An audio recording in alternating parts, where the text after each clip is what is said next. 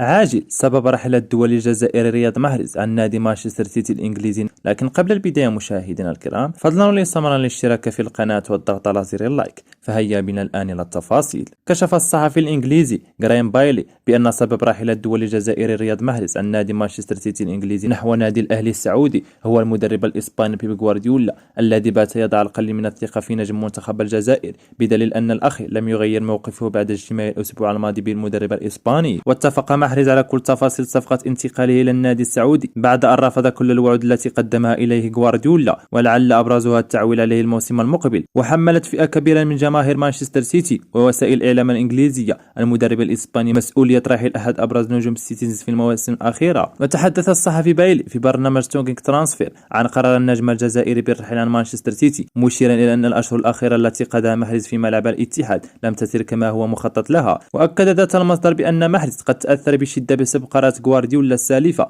إلى درجة أنه لم يعد يثق في المدرب الإسباني بعد أن تركه خارجا في المواعيد المهمة. وصرح بهذا الخصوص: رحيل محرز صدم الجميع في النادي، لقد عرفوا مدى الضرر الذي تعرض له بسبب استبعاده من نهائي كأس الاتحاد ودوري الأبطال.